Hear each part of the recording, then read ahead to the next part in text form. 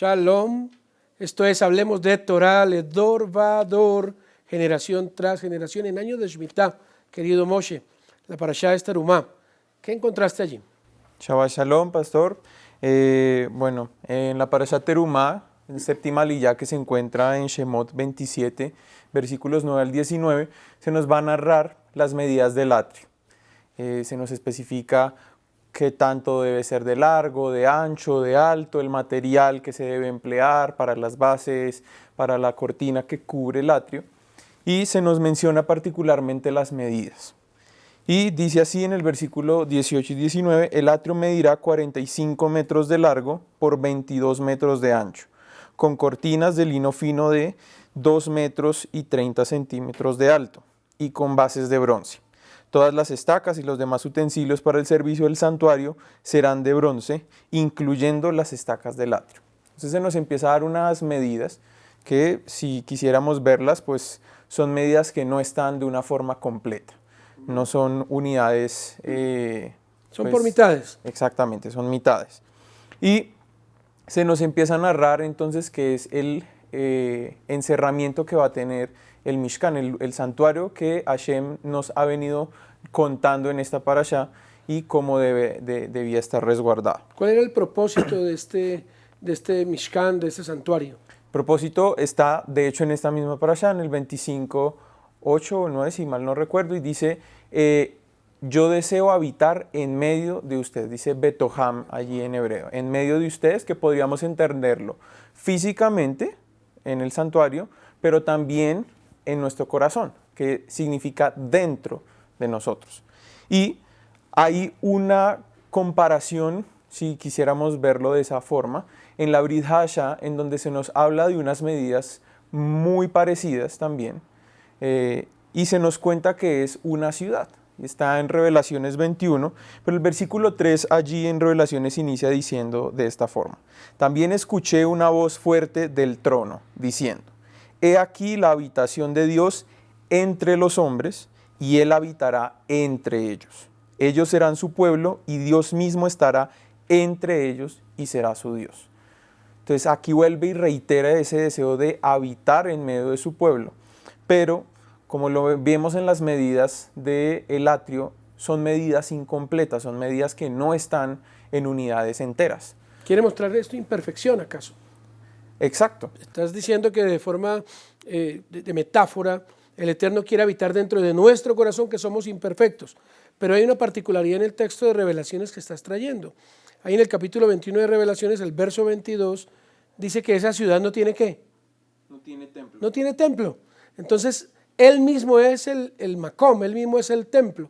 Y esto me recuerda a las palabras que le va a decir el Eterno a Shlomo, a Melech, con respecto al templo que él quiso levantar por ordenanza de su padre. Y dice, es que acaso no es el universo, pues, parafraseando mi lugar, yo no he pedido que me construyas un sitio. Sin embargo, le permite que lo haga porque él quiere habitar dentro, en medio de Betoham, su pueblo. El versículo 22 dice, no vi ningún templo en la ciudad porque Adonai Elohim Todopoderoso y el Cordero son ¿qué? El templo. Son el templo. Sí, y de hecho en ese mismo capítulo, en el versículo 16 y 17, se nos da también las medidas de la ciudad, que nuevamente son medidas, bueno, en este caso pues se dice que son medidas completamente iguales, y nos dice allí al final que, bueno, el largo, el ancho y la altura son iguales, y dice allí particularmente de acuerdo a la medida humana, el cual también era la medida del ángel. Es decir, que aunque nuestras medidas físicas y terrenales sean distintas, en algún punto tienen que tener una conexión con las medidas celestiales. Como si Hashem se acomodara a nosotros. No, o sea, nuestra realidad tiene que acomodarse a la realidad de Hashem. Okay. Y por eso, aunque las medidas físicas sean imperfectas, deben llegar a un punto en donde lleguen a estar medidas completas. O sea, somos sujeto de perfeccionamiento. Exactamente. Y de hecho esto trae acotación porque si vemos que es un santuario terrenal, y de hecho Rav Shaul, lo vamos a leer también en la carta a los Hebreos, dice que este Mishkan era imperfecto. Hay un relato en el Talmud que habla precisamente de esto mismo. Está en el Tratado de Ta'anit 7a y es un relato entre Rabí Yehoshua ben Hanania, en donde se llega a hablar con la hija de un emperador y ella le dice, ¿cómo puede algo que Dios dio, es decir, la Torá, estar en una vasija imperfecta, refiriéndose a nosotros como seres humanos? Y Rabí Yehoshua le hace una pregunta, le dice, ¿dónde guarda tu padre el vino? Él dice, en vasijas de barro.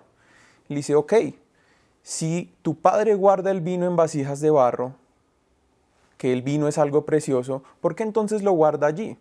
Dice, entonces, ¿qué tengo que hacer? Le responde ella, le dice, ve y guárdalo en vasijas de oro y plata. Y ella va y lo guarda en vasijas de oro y plata y le dice a su padre, y cuando toman el vino, sabe a vinagre. Y dice, pero ¿cómo así? ¿Qué hiciste? ¿Quién te dijo que hicieras eso? Y ella le dice, Rabí Yehoshua ben Hanania. Y lo llaman y le dice, ¿por qué hiciste eso? Y dice, porque tu hija me preguntó y yo le respondí de acuerdo a su pregunta. Pero esto nos enseña, dice allí, que las cosas de material fino se preservan mejor en una vasija de menor valor. Y Rav Shaul lo dice en la segunda carta a los Corintios, capítulo 4, versículo 7, pero tenemos este tesoro en vasijas de barro, para que la maravillosa grandeza del poder sea de Dios y no de nosotros. Amén, qué bella conclusión y entender que Hashem quiere habitar dentro de nosotros. El mundo se devana a los sesos con respecto a un tercer templo y que cuando sea el tercer templo, pero no está entendiendo que lo que el Eterno siempre ha querido es habitar dentro de nosotros, que estemos a la medida y a la estatura de ¿quién? Del Mashiach. Pues qué buen tiempo, querido Moshe. Shalom para todos. Shalom para todos, querida comunidad.